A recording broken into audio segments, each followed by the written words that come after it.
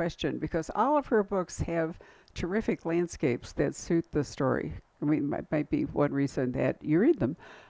So, which comes first? Do Mhm. you see a place and that inspires a story, or do you think of a story and then you go hunting for a place?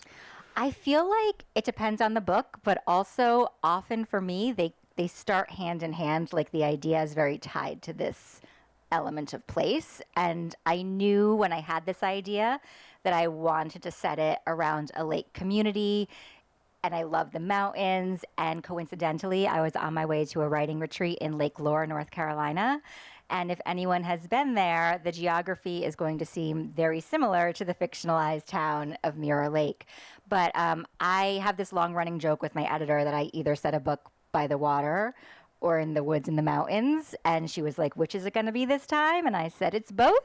Surprise. But when I went to Lake Lore and I was starting to do some research, I was on a writing retreat and we were in the mountains. So the community is like based around a lake and it's like a bowl where the mountains go all around it. And we were meeting up at an Airbnb and we got there and no one could check in because we had no cell phone service and no Wi-Fi and like nothing. It was dead zone. And as a thriller writer, I was like, well, this is perfect, right? Like you can't call for help. This is the thriller writer's dream. And then I went back in the spring, like when this book was set, to really try to take in the setting at that time of year, what it's like. It also inspired another plot point in the book while I was there. So I do feel like they're so tied together. And especially because the drought is such a character in this story as well, that element of place was one of the first places I started. Right. So, in order to make not all, but at least most of your books work, you need a relatively closed community, don't you? Hmm. You can't. It wouldn't work like in Manhattan. Right. Right. So you do find these.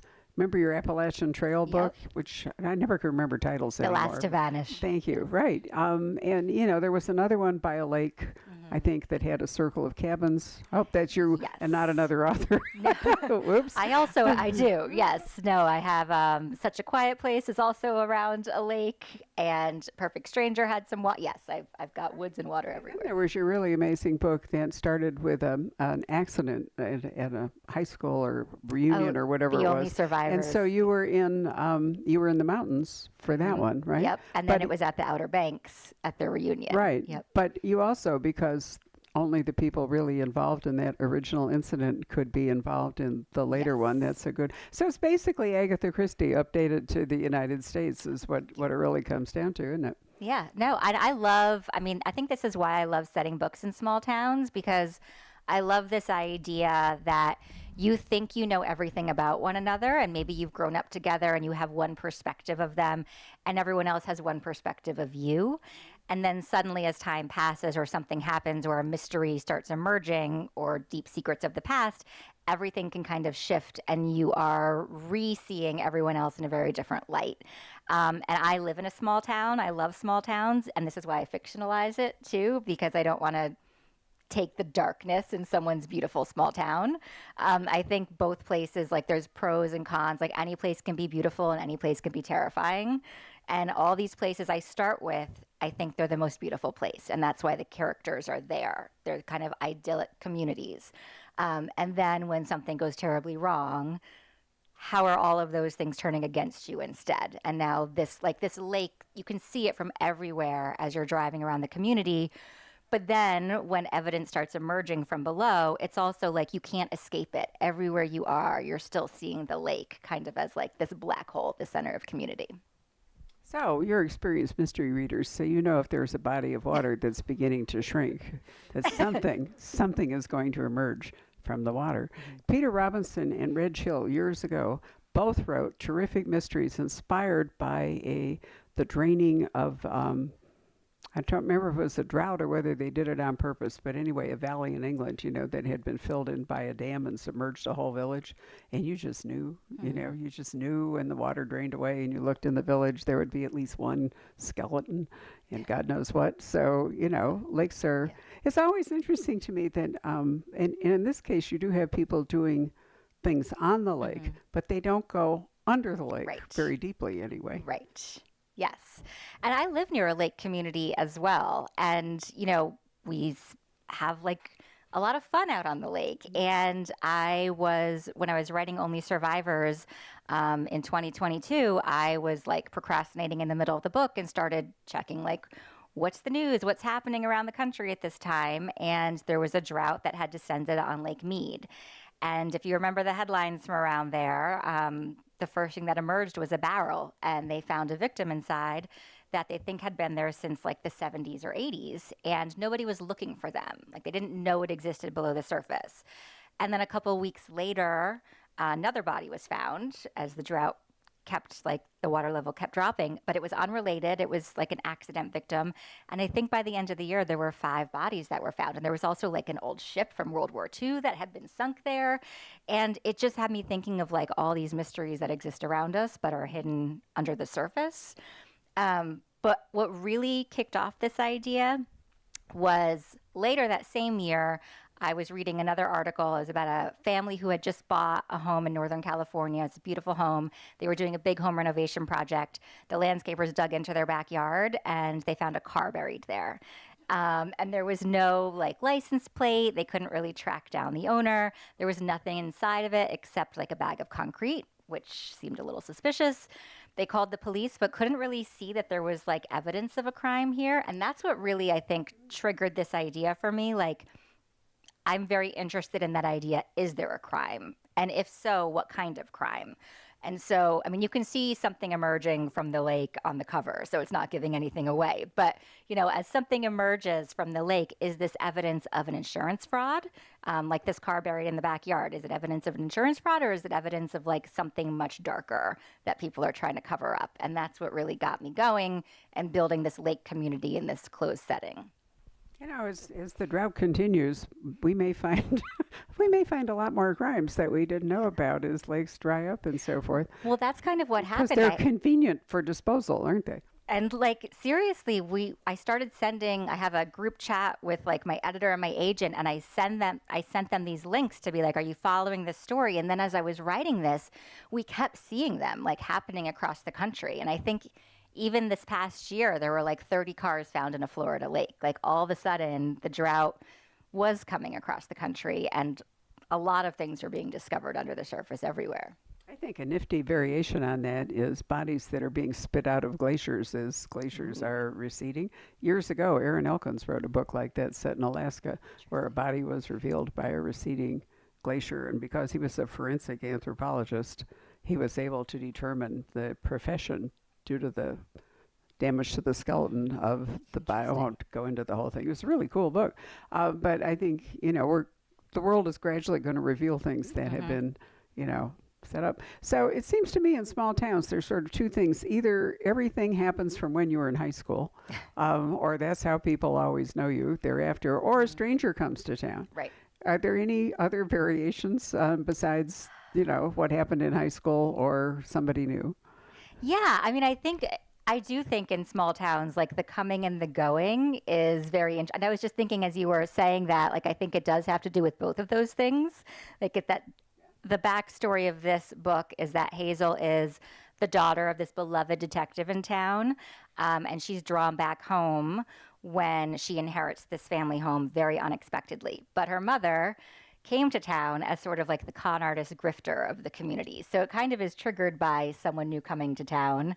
And also like things that happened back in high school or back in the past. Yeah. Yeah. I just double down on both those things. Well, it does seem like people in a small town are often defined by high school, either by their friends or if it's a guy, if, you know, he was a basketball star or something, you know, you never really move past that. But also we have in this book, we have a mother who came to town and then a mother who vanished. Yes. So another thing for mystery readers to think about, right? But here's a question. Why is it that the daughter inherited the house? Because she has siblings. Yes. And actually, I think that's the mystery that sort of kicks off this book. And I always start with character before plot. And so I had this idea for Hazel drawn back to this home because she unexpectedly inherits it.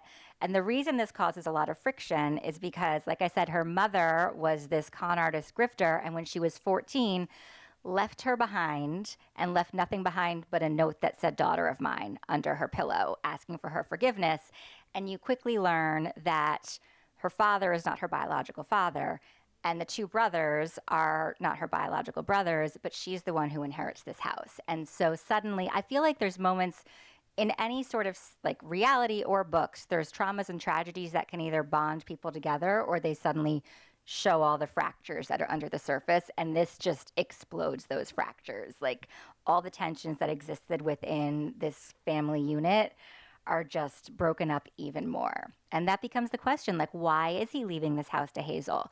And her brothers kind of think, or they say, it's because of her profession. So her brothers followed the father into law enforcement, and Hazel left and with her best friends from college started like a home renovation business, which might have been inspired by the many, many home renovation shows that I watch at home. I was like, this is going to come in useful. I do no home renovating on my own, but I watch a lot of it. So they thought, well, he left you this house because he knows this is your skill and you're going to find the value of it. You're going to fix it up and you're going to sell it and we're all going to split it. But that is not at all what the will says. And so it sort of becomes this question of like, but why? Why is he doing this? Well, and Hazel doesn't live in this community anymore. No, she's located somewhere else with business partners and all, and she's not necessarily thrilled to have to come back or to have the responsibility of the house. Meantime, the brothers who live there are seriously pissed, that she has the house and they don't. So, okay, great group dynamics there. And I don't know if we can go a whole lot farther without. I know. It's so hard with thrillers because you're like, okay, the twists start coming very soon after. I think the things that we can talk about are very much like the setup of the story. And one of the things that I do think sets this book apart from my others, if you've read any of my books, they have to do with small towns and how the past impacts the present. This one for me is very grounded in the idea of a family unit. And I structured the book around it. Even before I had the plot, I told my editor, I'm going to structure this book in 4 parts. And it's going to say part 1, father, part 2, mother, part 3, sons, and part 4, daughter. And that became kind of this guideline for me. It moves linearly forward, but you're kind of learning about the different family members as you go. But then as I was writing, it kind of became like when I got to part 2, mother, it didn't just become about Hazel's mother and discovering who she was and what the relationship was like. It became about all the mothers in the family. And then when you get to sons, it becomes about all the sons in the family and the different secrets people keep from one another. And so the whole book kind of becomes not just the mystery of what's going on in this community, what's going on with what's discovered in the lake, but like all these relationships within a family as well. And it's what comes up from the lake is really a big part of this. And you already know that something came up from the lake, right? Yes. Right. Surprise. I always think that it would be better if authors went on tour like 6 months after the book published, because then we could confidently say, or we could make it a requirement that if you come, you have read the book and therefore we can talk about how it all goes. Right. Now, we have occasionally, and this is an interesting thing, with some authors, we have actually done that. We have done a follow-up Zoom where we can talk about the whole book. So, we might do something like that at one point, because then there are questions that you would like to ask after you've read the book that we can't do now, right? All the spoilers, and we can. Yes. Right. Don't worry. Well, alternatively, we could make it how many of you belong to the morning discussion club? Did any of you come this morning for that, or are you a whole new audience? No. All right. Because we do have a discussion club, that mystery club that meets on the 3rd Saturday, which is quite large. So the other thing we could do would be to time this book for them, since none of them are here conveniently, next time. Yeah. And then that way they could come in and talk about it. Yeah. Right? So there are many roads to doing all that. So Megan's been on tour. And another thing that we discussed at lunch over guacamole is how many books in this sort of general family of mysteries are out in April. Have you all noticed that? March and April? So many great Lisa books. Unger and Heather Gudenkoff and Mary Kubica and just a whole lot. And, do you think there's any particular reason why that happens, or is it just sort of the, roulette wheel of publishing? I do. I think it's just the cycle that we've all kind of found ourselves on of when, I think all of our publishing schedules are colliding with our, timelines. But yeah, I don't know if there's, although I do think and I'm not sure whether it's like chicken or the egg, but like my books are set in the spring and they come out in the spring. And so if we're just seeing a lot of, the seasonal type of books come out right now. Could well be, Yeah. because they do come in clumps. But the great news is that books don't rot on the shelf, right? So they're not cheese, they're wine. So you can stock up and then read them when you like. We could talk a little bit about some of your past books. So Sure. which one do you regard with great fondness that you'd like to Oh. discuss? Because you have quite a big backlist. I do. I always feel bad picking, but because I always Oh, it's say like your yes. favorite child. I but- know. It's like depends on the day. I always think like my most recent one is my favorite because I've just lived in their head for like a year and a half. And I really love this main character, Hazel, because she's fearless in a way that I definitely am not. And so I feel like it was fun. Like I love creepy houses, but I would have been out of this house in a week or a day, and she's, digging into the mysteries. But the ones I've found, I kind of correlated this in hindsight. The ones I'm very fond of or that linger with me are the ones I spent the longest amount of time on. And I think it's because I'm in those characters' heads for the longest, or maybe have written so many drafts of it that I know all these other layers to the characters. And that for me, All the Missing Girls, which is my first book for adults, it was my second book idea, my sixth published novel. So it was this idea that I kept coming back to, but couldn't figure out how to tell it the right way. And then, so I'd write 50 pages and it didn't quite work. I'd put it aside and I'd go back to what was under contract because I was only writing young adult at the time. But it was like those characters kept coming back to me, and I was so interested in telling a story backwards as an unwinding of why something happened and stripping away like character motivations. So I still think about those characters. I mean, this book came out in 2016, and I'm like, I hope they're doing okay. So that's one of them. And then The Last House Guest, which was my 10th book. And it's always hard to know which books are going to take you the longest when you start, because I thought I had that book nailed in the first draft, as I was writing it. And then when I finished, I kind of realized it hadn't come together. It was 2 points of view at the time. I turned it in for another set of eyes from my editor, who also agreed something wasn't working. I thought the way to fix this is a third point of view. And I tried a third point of view, and that did not work. And then I tried a different third point of view, and that did not work. And then I went up to Maine, where the book was set, and that kind of broke everything open for me, like visiting the setting again, where you realize, okay, no, it's one character's perspective, and the main heart of this book is like her relationship with time, or with a place that changes over time. And that changed the whole structure of the book. So because of that, it took an extra year and 3 drafts to come out, and those are other characters that still I think about. Yeah. You're really amazing, because I can't tell you how many authors I sit here and talk to who have absolutely no memory of the book they finished. And even the book we're here to talk about, which is one reason I'm here, because they're already way ahead into either the next book or the book after. And, they get that deer in the headlights look when somebody asks a question from the audience, and they think, shit, I just can't remember. It happens all the time. So good for you that you actually are able to go back and do that. Tell us a bit about what's the difference between writing for young adults and adults.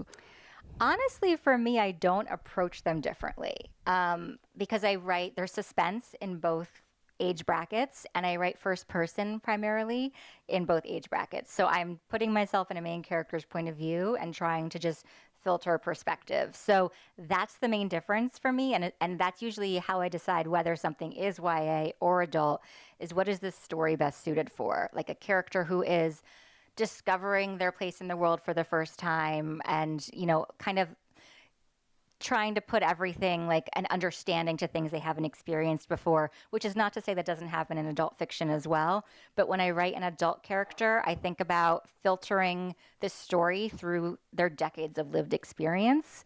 And I think that's what is the difference between my young adult and adult books. Like most of my adult books have to do with something that happened in the teen years still. I do think writing young adult is what inspired my adult books, because I would write these books about 17-year-olds, reach the end, they'd get through something really traumatic, and I'd be like, okay, so they're all right now. And then again, you think years later, like, are they? Do they try and leave the past behind? Does the past come back to haunt them? And that's, I think, kind of the core of most of my adult books. And They just have a very different perspective. And in my adult books, I think then you're sort of peeling away someone's perspective of an event that happened in the past and just seeing it from a different lens as they learn new information in the present. So basically, we never really move away from high school. Yeah. At least my books don't. Right. Our young adult books are shorter, aren't they, as a general rule, or am I wrong? Yes, a little bit. Although I have written a young adult book that's about the same length as some of my adult books, but usually maybe 10,000 words shorter, but that's just kind of on average. So, do any of you have questions? We probably exhausted much of what we can talk about. Go ahead. So, which book took the most drafts and how many drafts? So, full complete drafts, The Last House Guest took me the most drafts, and that was 4. All the Missing Girls took me the most partial drafts because I kept stopping around 50 pages. I wrote the book in the order that it's read, and it moves chronologically backwards. I feel like there's probably a much more efficient way that I could have written this book, but I really wanted to follow the main character and think about why is a narrator choosing to tell a story this way. And I wanted her to therefore narrate it in a way that you're getting to know everyone that way. So because of that, I would get to like the day before and realize what happened the day after and like kind of have to go back and rewrite things again. So it was a constantly evolving draft. I'm not sure how many versions there were, honestly, but I know some of my critique partners have read at least 6 or 7 partials. So that one probably. So you just said an interesting thing. Tell us about critique partners. Yeah. So when I started writing, I didn't know anyone in the industry and I didn't have a writing group, and I was very much just writing by myself in my bedroom at night. And when I finished my first book, I thought, well, the worst people can say is no, we'll see what happens. And I sent it to agents and I got a lot of no's. And I had some agents who very helpfully were like, we'd like to see it again when you learn to plot. And so it became like, oh, I have to learn how to have a working plot. And so once I rewrote my first book a few times and signed with my agent, she put me in contact with 2 other writers who we were at the same stage and all starting out in young adult suspense. And we have known each other for, I guess, 13 years now. It's Elle Casamano, who writes the Finlay Donovan books, and Ashley Elston, who did First Lie Wins. And so and now we're all writing adult suspense. But it's wonderful to have that community of writers to just bounce ideas off of. And, when you're stuck at a plot point. And I also have a great community. I've met a great community of writers in the Carolinas as well. So that's been really great.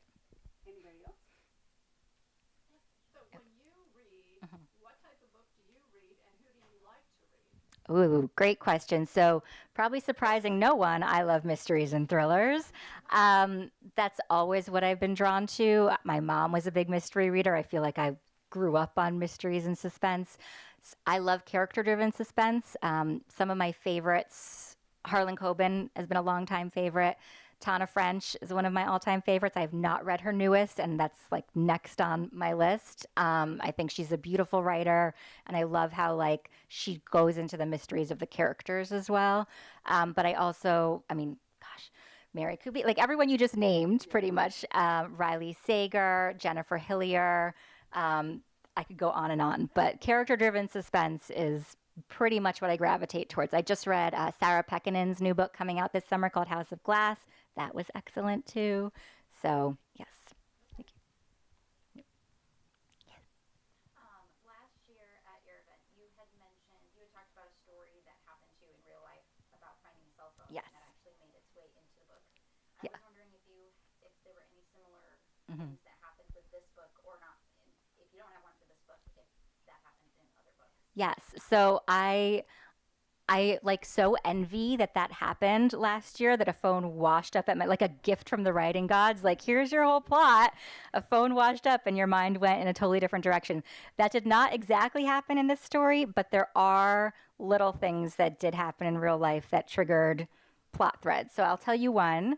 When I went back in May to do research for this book, and I wanted to stay this time not in the mountains, but a house that was very much like where this is set, and it's like right on the lake. So the first level, it looks like a ranch from the front, but it has like a lower level that you then walk down the slope towards the lake. I found an Airbnb that looked like it was the same.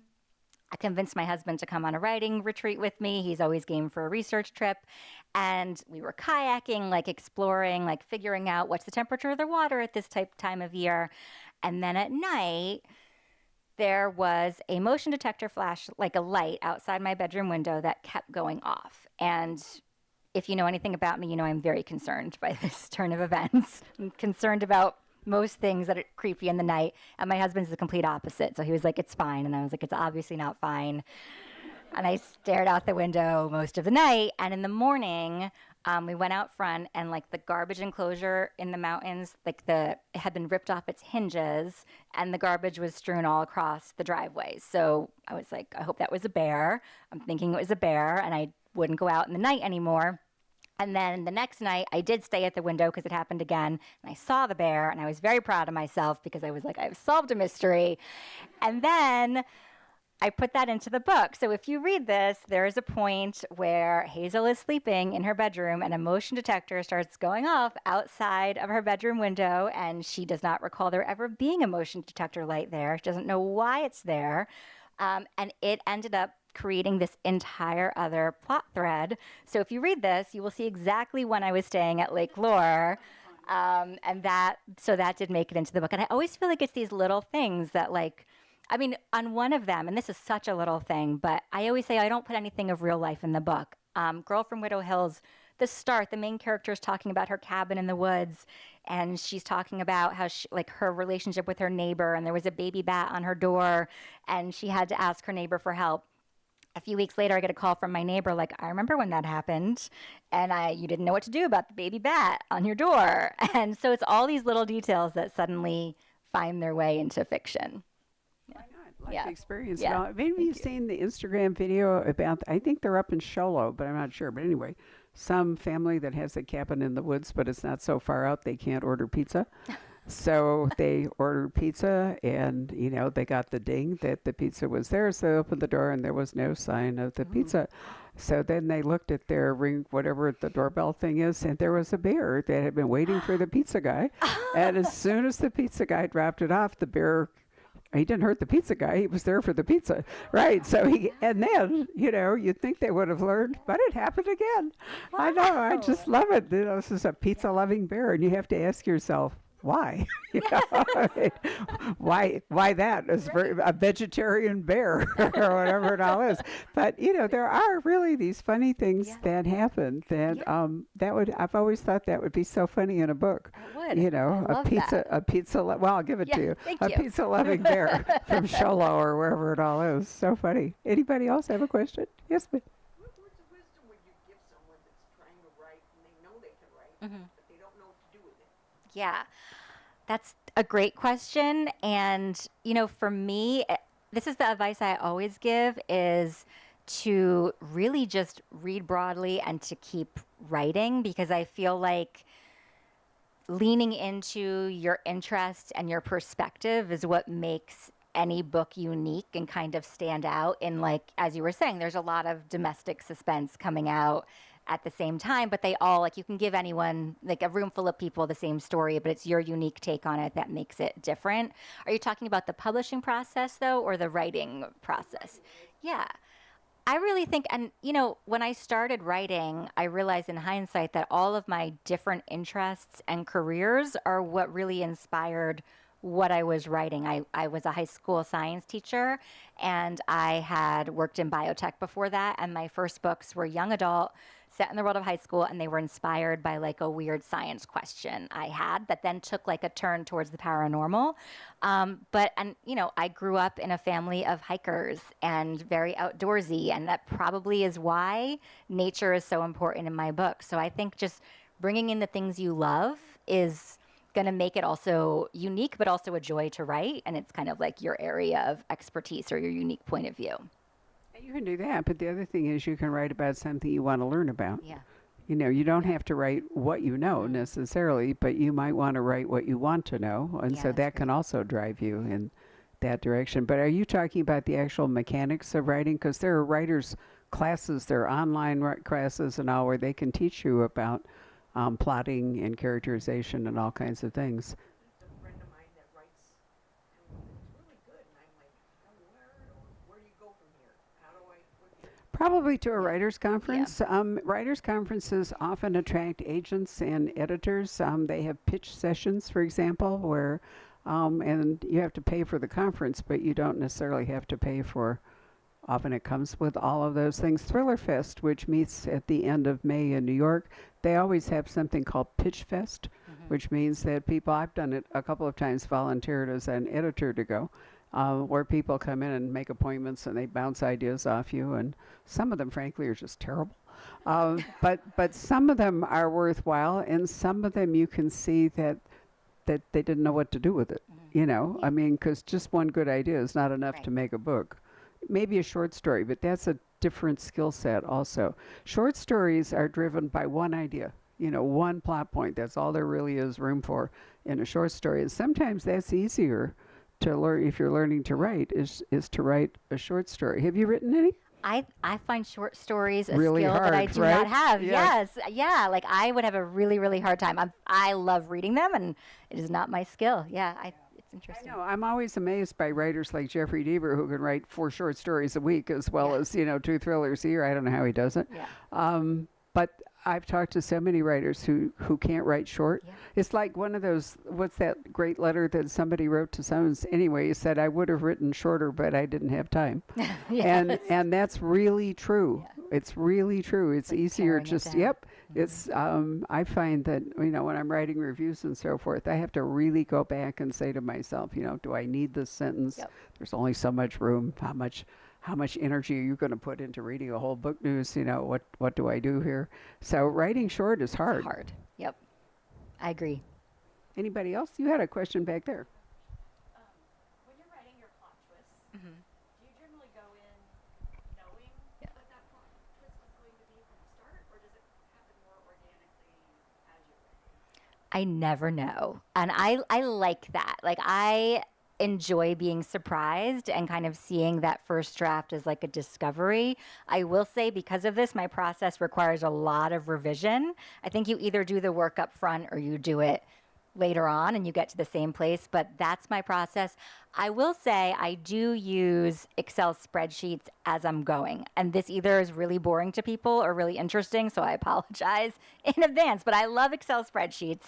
I don't have like the big murder board with like the strings, but what I do is I see the first half of a book as like discovering puzzle pieces, and I have columns that are like, here are the clues that we found. And I have columns that these are the lingering questions that have come up in each of these sections. And then I'll have a column for like, these are reveals or things that have shifted our perspective. And so that it starts to come organically because of that you see, okay, something is going to shift at the midway point. Something is going to shift at like the 3/4 point. And I can start plotting them out. But I like going and not knowing because my main character doesn't know. And then I can see everyone as like a cause of suspicion authentically. I will sometimes know a big plot point from the past. So if anyone's read The Only Survivors, the very last twist of the very last, that I knew from the start, like something in the past. I did not know anything about the present. And so the past sometimes helps me create a skeleton of like, these are things we're going to learn, but the actual twists in the present I discover as I go. So here's another thought. Authors are very often contracted to turn in a book of a certain number of words. You may not know that, but their contract may say it has to be. Do you have one of those that says? It might. It probably, well, yeah, right. Okay, so she does it by instinct, but in point of fact, there generally is today something, because publishers have to think ahead to all kinds of logistical and supply questions. And COVID was really a nightmare because there wasn't any paper and there wasn't any press time and, you know, what to do. Anyway, generally speaking, there is some expected number of words for a book. Could vary, but generally there is for an author. So when you're talking about plot points and all, you have to put them in such a way that they all make it into the book, but they make it in a rhythm that pushes, especially a thriller, Yeah, can't lose momentum, right, right? So right. how do you do that? I think that's when the Excel spreadsheet really comes in handy because you're starting to see like these are the reveals and are they happening at, you know, a certain beat in time. But I do think about it as sort of as I'm writing, and I think because this is my 15th book now, you kind of get a feel like 50 pages, like, you know, you kind of are like, okay, if something's not happening here, I need to really rethink my setup. And I think that's why I probably spend the longest amount of time on my first 50 pages of the book, because it's setting up all the layers that you kind of see are going to create the different threads going out. So do you sometimes have to throw stuff away or move it because then the yes. beats are not spaced properly? Well, to me, and I think this is probably what you're saying about a thriller, like it has to move and have the momentum, and it can come from the external plot. It doesn't have to. But if it's not information that's needed in any given time, then I hold it. And that's sort of my rule. Like if this isn't moving the story forward in one way, either through character, through relationship, or through, you know, the setting or the plot, it goes. So I do a lot of paring back. It's called Kill Your Darlings. Yes, there's so I know. many. There's like a graveyard of all of So my do you ever save them up and use them in a later book? I've done that only to a character once. It was from Such a Quiet Place, which is a neighborhood thriller, a lot of houses on that street. And when I turned in the first draft, it was one too many houses on the street. And, you know, they were like, is this character really necessary? And I really liked this character because of like his attitude, but he didn't really serve a purpose in a story. He was kind of a jerk, but he had some good lines and he was a source of tension. And so he died a literary death in draft 2. And then when I was writing Only Survivors, also a large cast, I was like, look who's going to reemerge from the ashes. And then I got to explore like his backstory and what made him that way. And it became very different, but it's same personality. Yeah. So do you save your Excel sheets as, you know, I mean, because writers very often have, what's the word I want here? Their papers, you know, whatever it is, will go to an institution. And I've talked to a writer recently who's leaving her laptop because that's really where most of her stuff is, although I'm not sure that's entirely safe, I know. because nothing lasts forever, especially if your power goes. But anyway, so in your case, wouldn't the Excel sheets be part of your papers? I mean, I do. Yes, if there were something that I were to like keep as like this was my process, I mean, I have them, I print them out. They're kept in like the little folder. Yeah, they're very important. And because I also have like, they are color coded. It makes me very happy to see it all organized like that. And then when I'm revising, it becomes so helpful. I'll also have like a word count column for different, you know, what parts of this need to move faster. And so I'll have like version 1, version 2 as you go. Wow, you could tell she was a science teacher, right? I mean, there's no question here. Many writers are not quite that organized. Now, that's fascinating. You know, process is such an interesting thing. Yes, ma'am. Do you have another one? Done on the computer, or do you have an aha moment in the car and have to scribble something? Oh, yes, all of the above. I mean, I do work primarily on my computer when I'm drafting, but once I'm deep in a story, the ideas happen all the time. This is something that I've done for the last few books. I have like the Notes app on my phone. I'll have just a running document for like the entire book of like, oh, I have this idea for a good line or like a moment. Or, I mean, I remember even walking my kids to school, and like all the leaves came down in the wind, and I wrote a line that ended up in All the Missing Girls from that moment. Like, with a strong gust, they all fall down. And I just wrote that in my phone, came back to it later. And those really helped me also feel like I'm making progress on the story, even though it's not like, I don't set myself word count goals because I don't plot up front. And I feel like sometimes progress is realizing the story shouldn't have gone that way. And so I don't want to see like deleted words and feel like it's not progress. Like anything that you discover about your story is progress. So it's fun to go back through my Notes app and see like what was in there and what was used and what wasn't. And some things that I write there in the middle of the night and I'm like, I have no idea what that was. Yes. But if your question is, do you have to be electronic? No. You can do it on yellow pads or, you know, sticky notes or Sticky notes. absolutely anything. Yep. Many writers have sat here and said that the best idea for their book came while they were driving, or riding a bike or walking or something, and then you can't really pull out your notes app, Right. or you could, but it might not end Yeah. well. Yeah. So Yeah, they do. I think the ideas come when you're busy doing other things because your mind is like freed a little bit. Yeah. anybody else have a question? Way in the back. I'm just north of Charlotte in Davidson, so I've been in the area about 19 years, but I'm originally from New Jersey. Oh, awesome. Okay, well, Muir Lake will seem very familiar to you. I saw another hand somewhere. Yes. So how many words are in your book? About 90,000. Yes. I mean, some are a little bit longer. Some, I think all the missing girls might go up to 95, but yeah, generally. That's about, yeah, some can be as short as 60. There's a sort of a break point where what's a novella? Short story is short, usually supposed to be what, like 12? Something along those lines. And then there's a gray area where you could write like a really long short story or a short novella.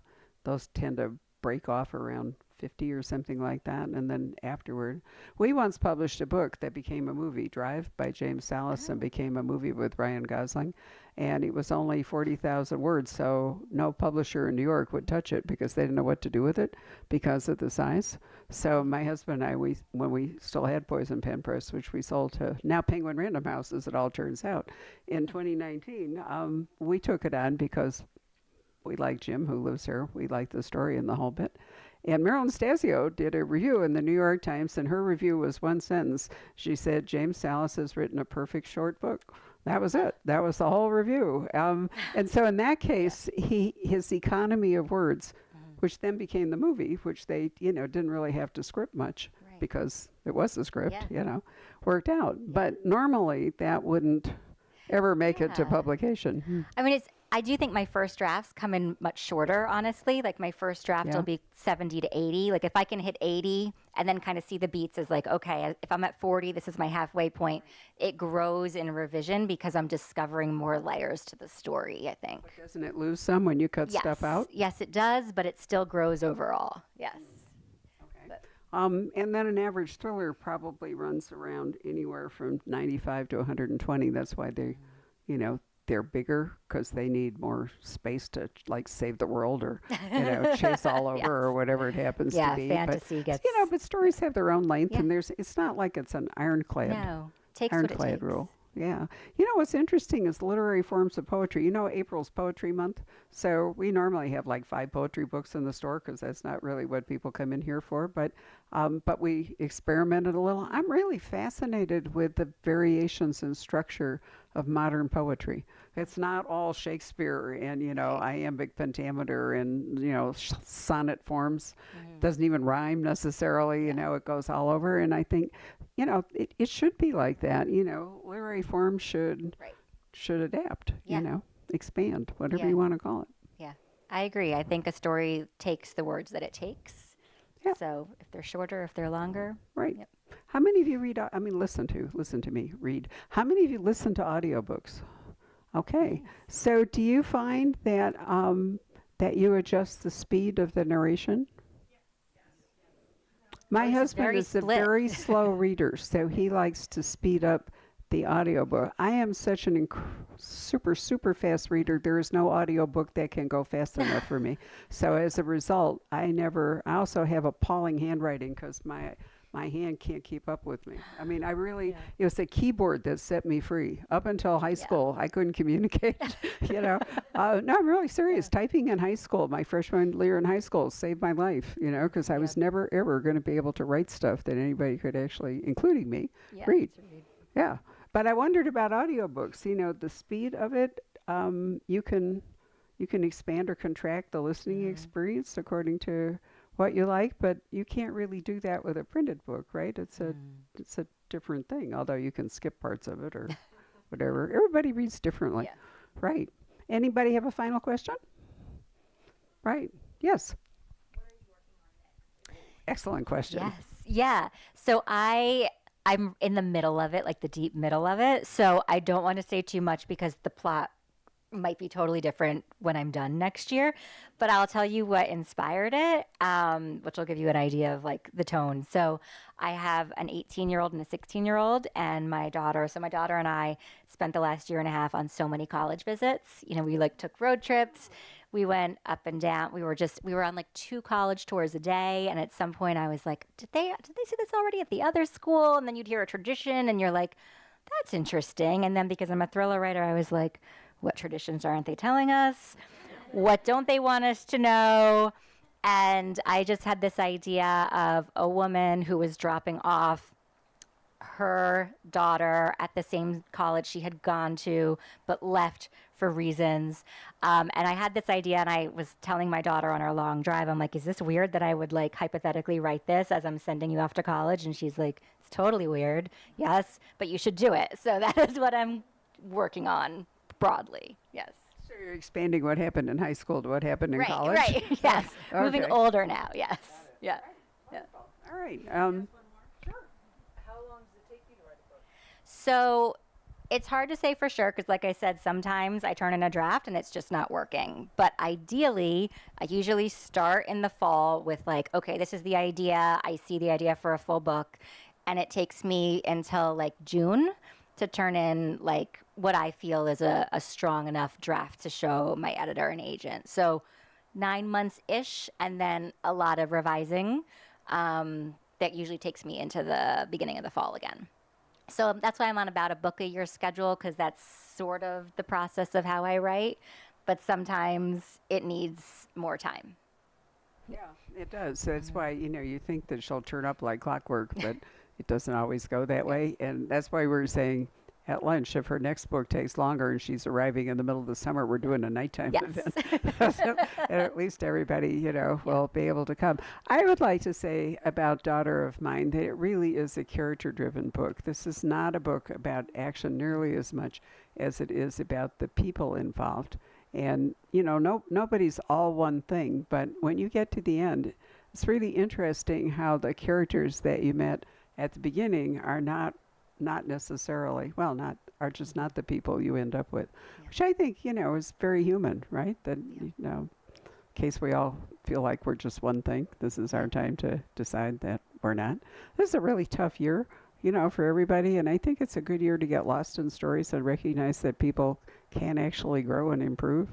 Not everybody, apparently not anybody elected to political office, but aside from that, that's my only comment I'm making. But, you'd like to think that people do change and grow, even as adults. Yeah. There's still much to learn. And yeah. I really appreciate that. And that to me is the joy of writing. Like I see a character arc and see who they become. And I love this idea that you're not one thing. Any character Right. can become somebody new. Yeah, no, I think it's great. Well, thank you very much. Let's give Megan a round of applause. Thank you. Now, hidden behind me is a book I thought that, where is it? Oh, there it is. It's not even hidden behind me. It's actually right here. So, thank you. There's a local author named Pong. You might think it's Ping, but it's actually Pong Shepherd, who I think this is her 3rd book. Her last book was called The Cartographers, and the Book of M or do I have that backwards? Well, anyway, those are her first 2 books, The Cartographer and The Book of M. I think she's really a fascinating writer, and she takes a lot of chances.